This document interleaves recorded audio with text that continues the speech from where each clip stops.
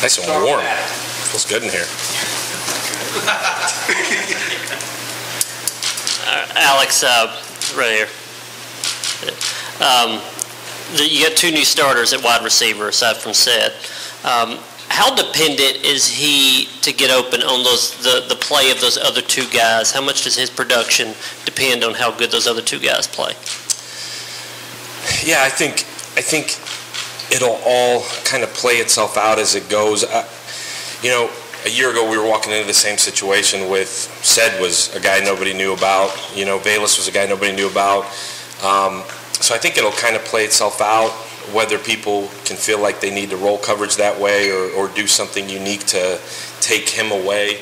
Obviously, if it becomes a one-man show, that would be really hard offensively. But I think in this system, I think looking back at it over the years, it's kind of played itself out. We feel good with who's going to be opposite of him in terms of whether it's one guy or a group of guys.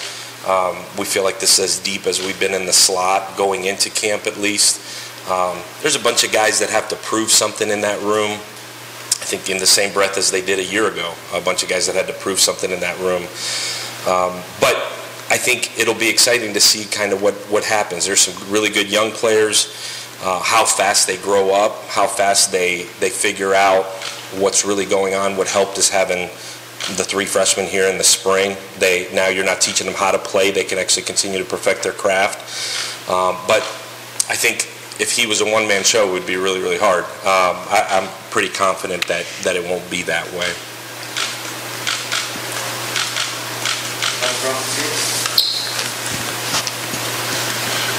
Alex, you talk about the tackle competition with those guys and obviously two very important positions.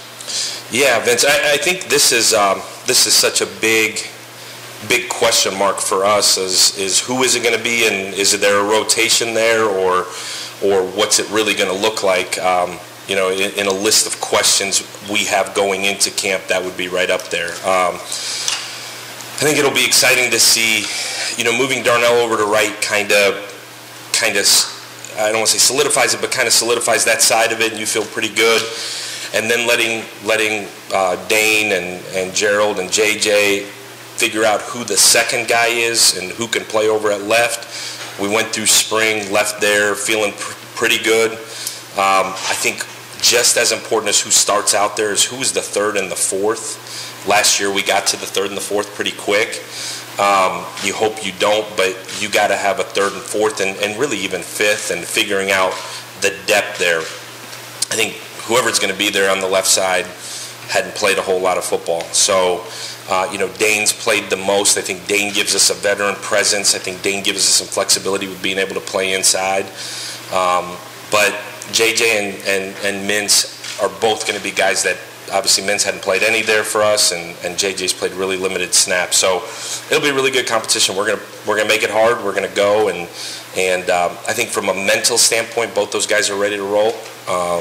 I think it'll just be a matter of who can be the most consistent. We just got done talking through as a whole offense is who can string days together. That spot especially, who can string days together, and that's who we're going to roll with. And we've rotated there before. Gosh, you'd feel good leaving camp if you said, man, we got 4 at tackle that we can go play with. But it'll be a really interesting competition. It'll be graded daily. They'll both roll with the ones. I think Dane will get some with the ones, and hopefully by that second scrimmage, by practice 12, you feel like, all right, this is who it is. But I would feel a lot better if we left saying we have 7 or 8 than, man, that's our starting left tackle.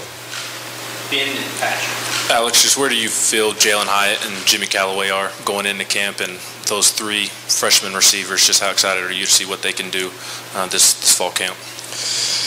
Yeah, I think that competition in the slot with Jalen and Jimmy and Squirrel, with Walker being able to get some in there as well. I think Walker's experience a year ago was priceless because he's a guy we feel like can be a swing guy for us. I'm excited to see all 3 of those guys. I think, Jalen had a really, really good spring. Jimmy finished spring really well.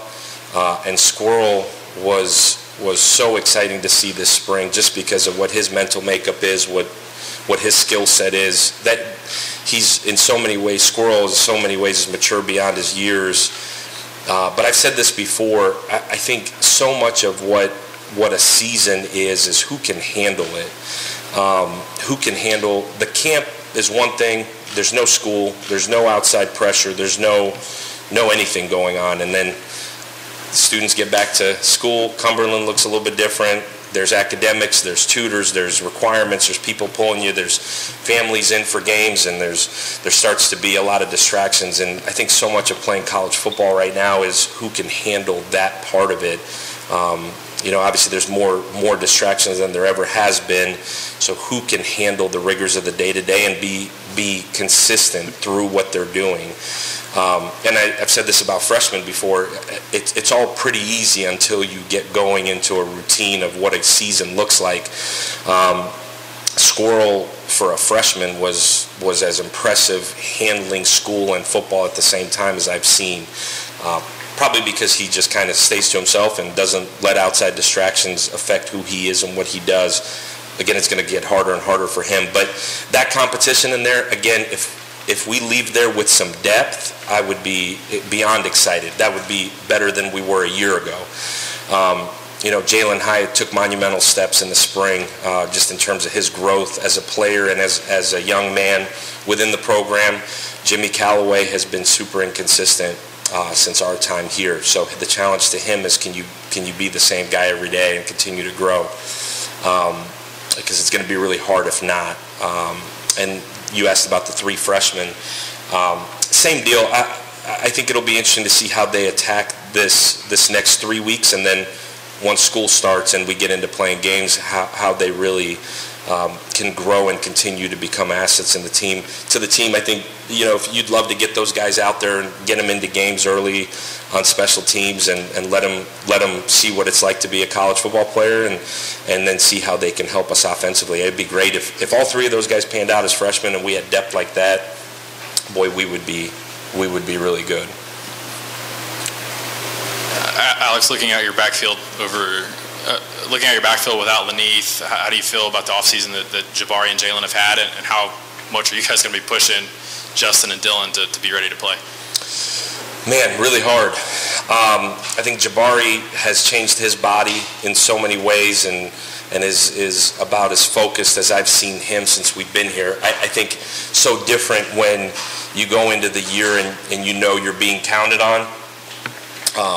Is everybody else sweating like I am right now? Okay, good. So, let's see if we can change the exposure on the cameras in the back. I feel like just got done with walkthrough at practice. But I think anytime you're the guy going into the year, just the way he's even walked into the facility, there's like a different look on him. There's a confidence about Jabari.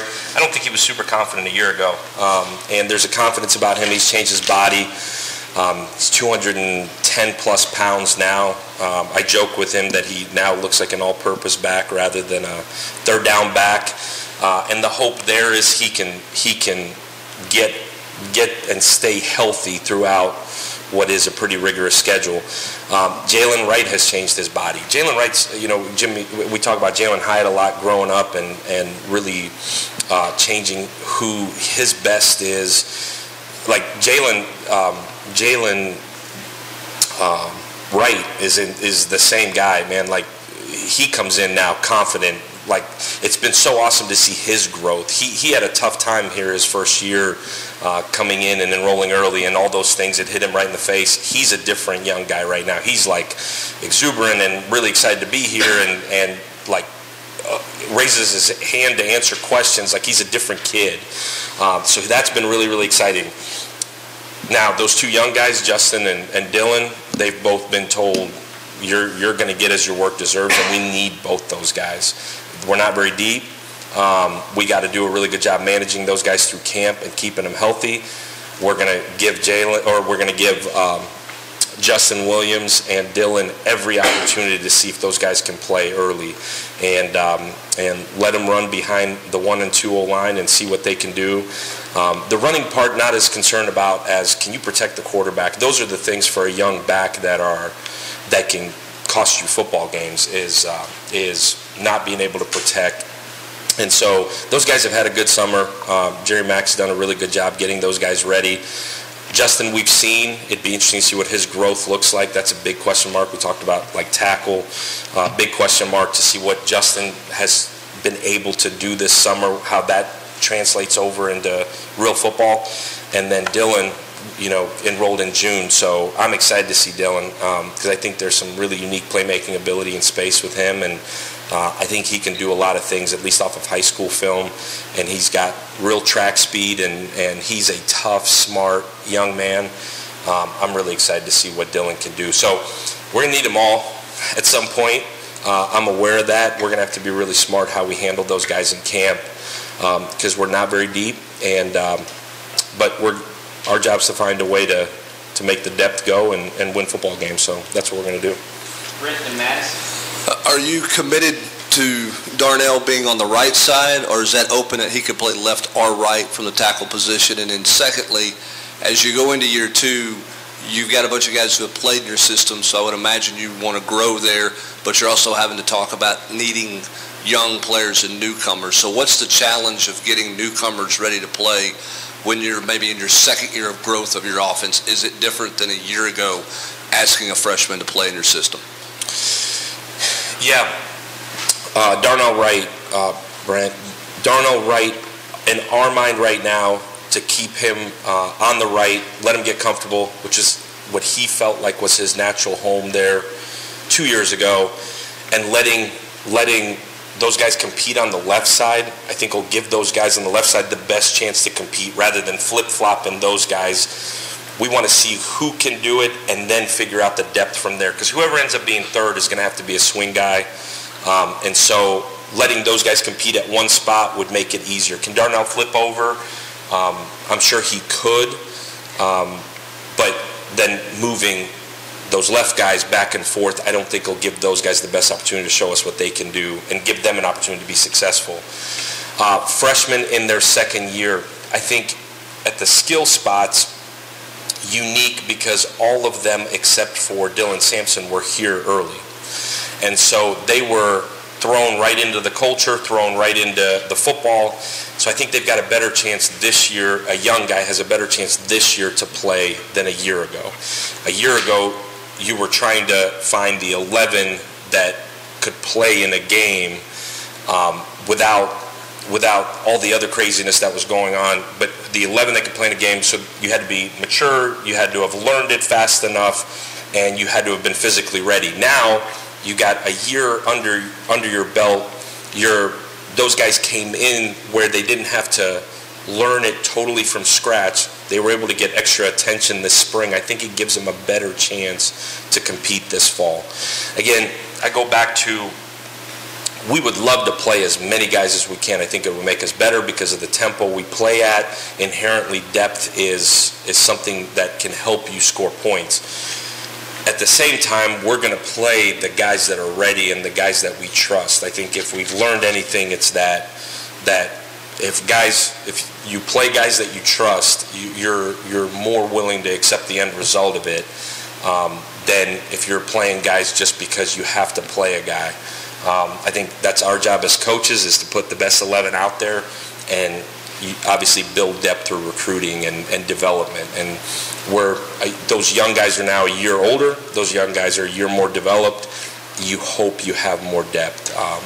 And that's our job, to develop those guys. What helps this year more than anything, Brent, to be honest with you, is going in knowing who your quarterback is. Going in, and Jabari has a resume of film.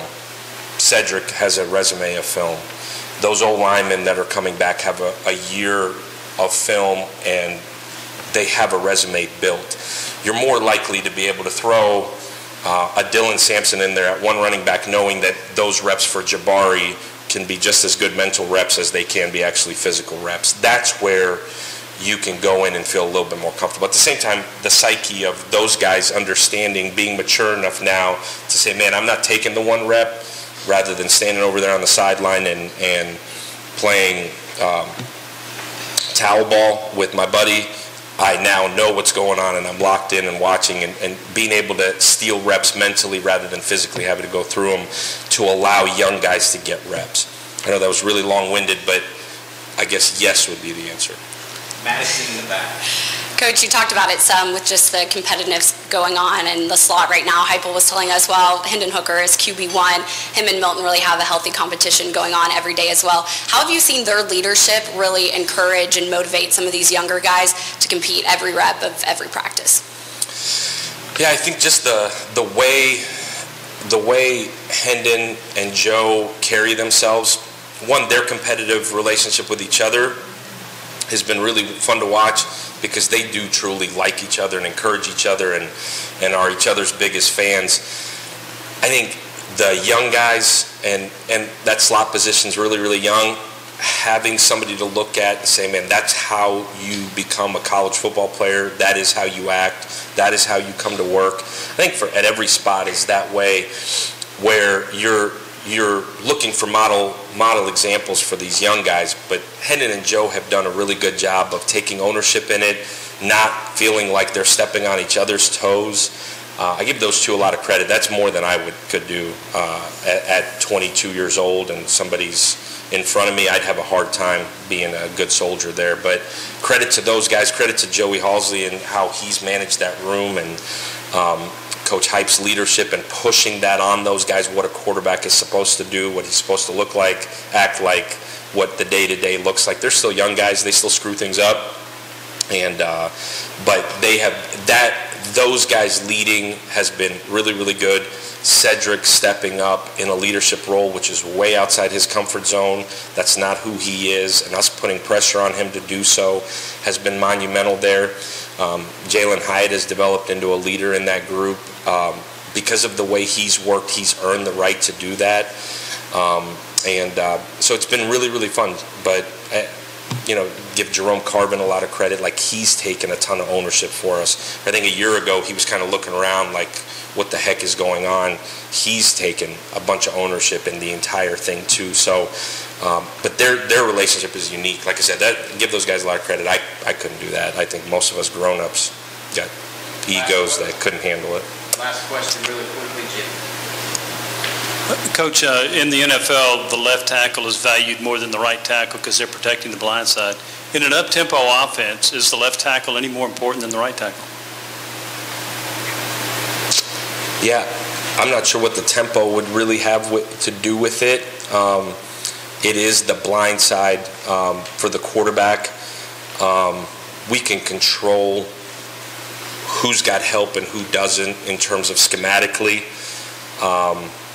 But I'm not sure if the tempo really has anything to do with the blind side. And I'm not being facetious in the answer. Just that is the blind side for a right-handed quarterback, but the scheme more so dictates it than the tempo in that world.